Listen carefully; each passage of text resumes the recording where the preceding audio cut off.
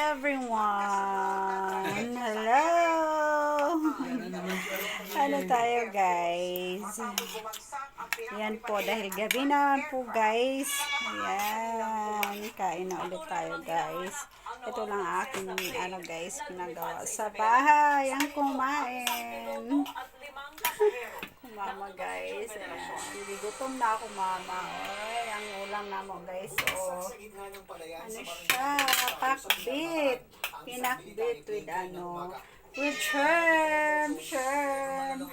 Ang paborito. Akong mama, oh. Ganahan kayo ni siya utan, guys. Oy, yung pakbit pa, yung balatong, dayon,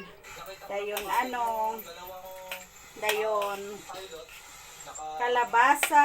Kung ganahan sa akong mama, guys. Tcharan! Mga unta ninyo.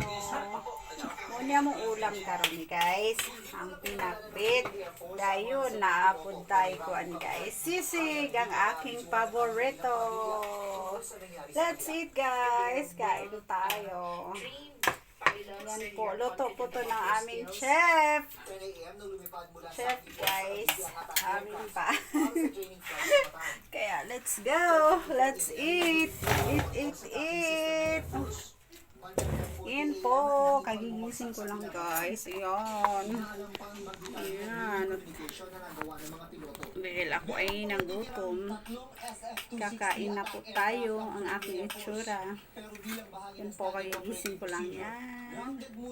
Half rice lang yung kakainin natin guys. Guys, natumba guys.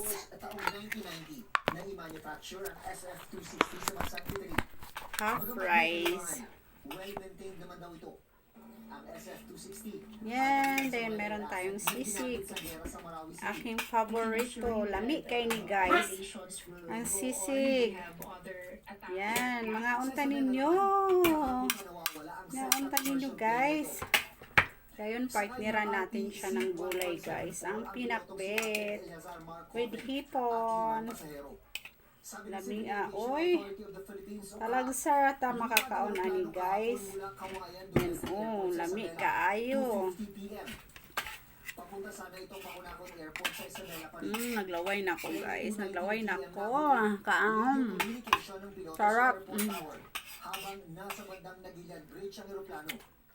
Lami kayo guys.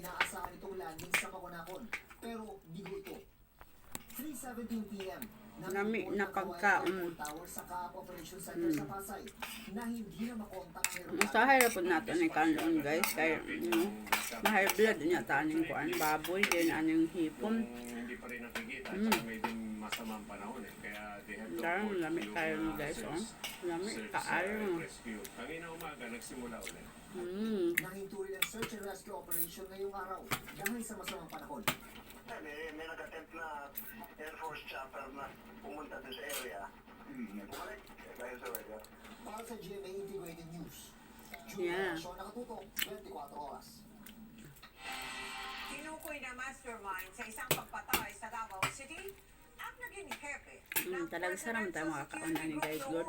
Administrasyong Duterte. Ayon sa pulisya, si Brigadier General Jesus Durante III ang utak sa pagpatay sa negosyanteng si Yvonne Chua Plaza nito lang Disyembre. Walang iba pa ang sangkot kabilang ang ilang sundalo. Nakatutok si John D. Esteban ng GMA Regional TV1 Mindanao.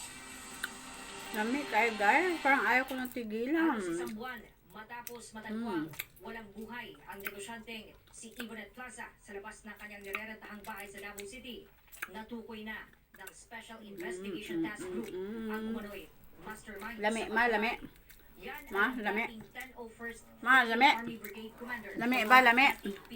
Lami.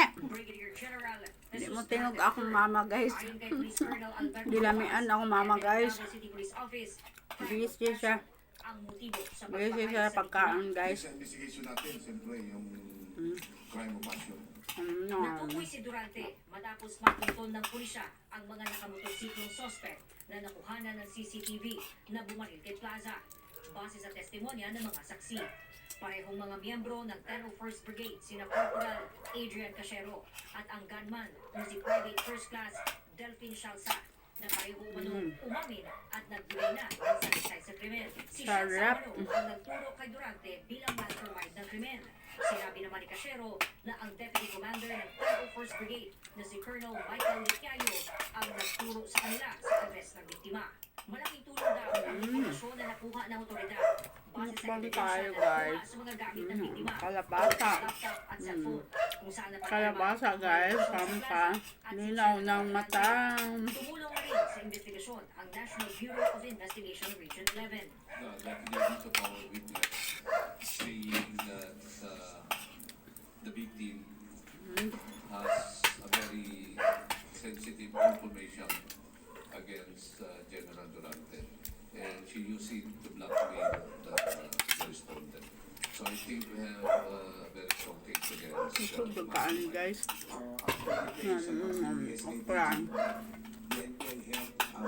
Mga ni ulam sa probinsya, guys. Okra, gayon, talong, gayon, balatong,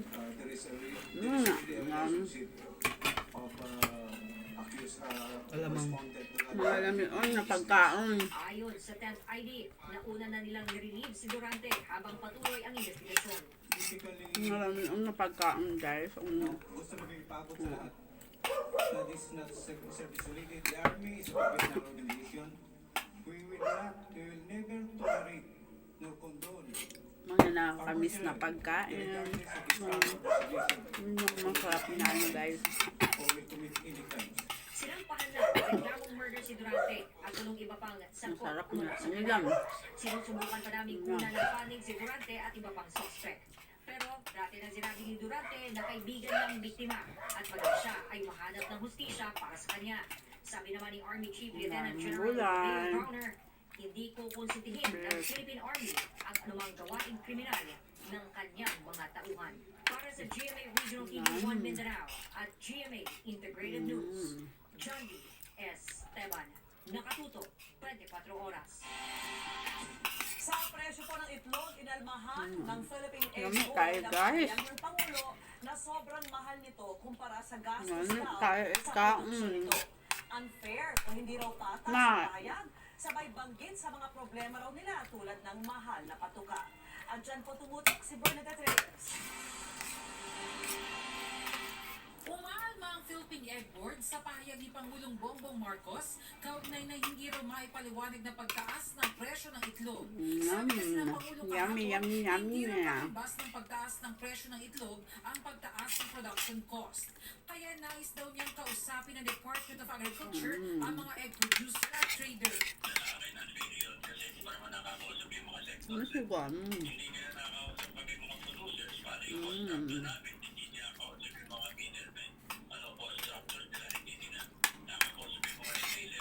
Nakatakda na raw magpulong ang egg producers at DA Wala upang na kami kain. Ano, guys? Yummy kayo. Ang dami. ang pork sa pinakahuling tala ng Philippine Egg Board, 7 pesos and 10 centavos. Natakam ba kayo, guys, sa kinakain ko? Price ng medium size na itlog. Pinakamahal sa Ilocos Yes. na umabot ng 7 pesos and 83 centavos. Sinisigat ng GMA Integrated News na makuha ang panig ng DA. Dito sa Cavite Street, Santa Cruz, Maynila, Bye-bye. Thank you for watching. kung saan makakatipid ang mga mamimili